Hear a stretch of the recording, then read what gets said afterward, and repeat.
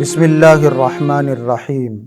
محترم ناظرین، 40 احادیث کا یہ سلسلہ چل رہا ہے۔ 10ویں حدیث ہے۔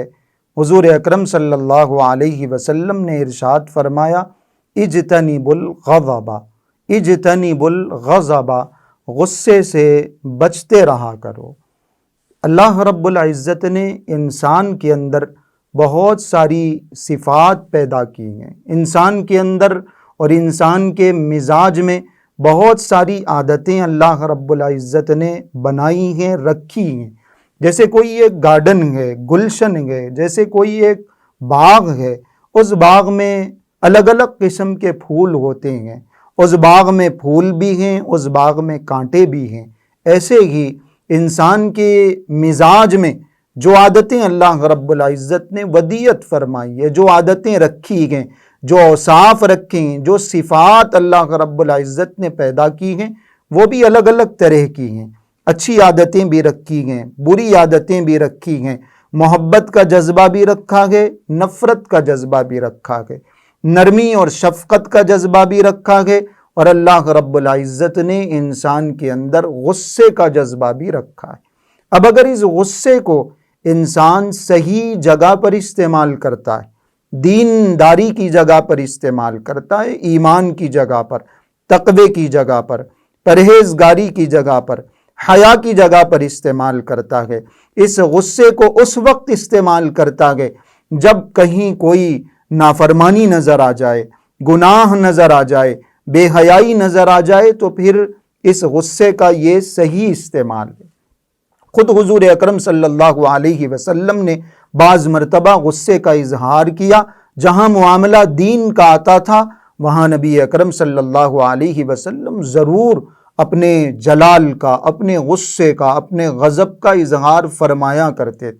لیکن مسئلہ اگر اپنی ذات کا ہو، مسئلہ اگر دنیا کا، کوئی دنیا سے تعلق رکھنے والی چیز کو، تو حکم یہ ہے کہ اپنے غصے کو کنٹرول میں رکھا جائے، اپنے غصے کو قابو میں رکھا جائے، ورنہ اگر غصہ قابو میں نہیں ہوگا، غصہ کنٹرول میں نہیں ہوگا، بڑی بڑی لڑائیاں ہوں گی، جھگڑے ہوں گے، نفرتیں ہوں گے۔ غصہ بہت ساری خباثتوں کا، بہت ساری لڑائیوں کا، جھگڑوں کا، اور بہت ساری دوسری برائیوں کا سبب بنے گا، ذریعہ بنے گا۔ اس لیے حضور اکرم صلی اللہ علیہ وسلم نے یہ بھی حکم دیا کہ غصے سے بچو، اور یہ بھی آپ علیہ السلام نے ہدایت دی کہ پہلوان جو ہے، جو کوئی بہت زیادہ طاقتور ہے، تو آدمی کسی کے اوپر غصہ نکال کے، اس کو زیر کر کے، اس کو شکست دے کے، اس کو ہرا کے، اس کو زمین پر پچھاڑ کے اپنے آپ کو بڑا سمجھتا ہے، پہلوان سمجھتا ہے۔ آپ علیہ السلام نے فرمایا، لیس الشدید بالسرعہ، یہ آدمی پہلوان نہیں ہے، کسی کو پچھاڑ دینا، مار دینا، زمین پہ گرا دینا، یہ پہلوانی نہیں ہے۔ پہلوانی یہ ہے، طاقتور آدمی وہ ہے جو غصے کے وقت اپنے آپ کو قابو میں کر لے، اپنے جذبات کو قابو میں کر لے۔ تو غصے کو ہمیشہ اپنے کنٹرول میں رکھنا چاہیے۔ قرآن کریم میں بیان کیا گیا، والکاظمین الغیظ والعافین عن الناس، لوگوں کے، ایمان والوں کی خاص صفت ذکر کی گئی کہ یہ لوگ اپنے غصے کو پی جاتے ہیں، لوگوں کو ان کی زیادتیوں کے باوجود معاف کر دیتے ہیں۔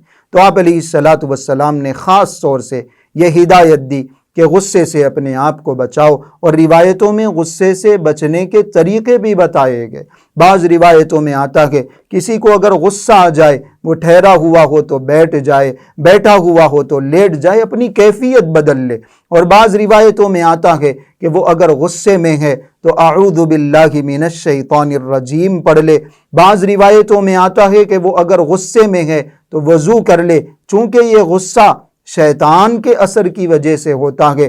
اگر ہم اعوذ باللہ من الشیطان الرجیم پڑھ لیں گے یا وضو ہم کر لیں گے تو وہ جو شیطان کا اثر ہے وہ ختم ہو جائے گا۔ اس لیے ہمیشہ اپنے آپ کو غصے سے بچا کے رکھنا، اور غصہ آ جائے تو اس غصے کو کنٹرول میں رکھنا چاہیے، قابو میں رکھنا چاہیے۔ اللہ رب العزت ہم سب کو عمل کرنے کی توفیق عطا فرمائے۔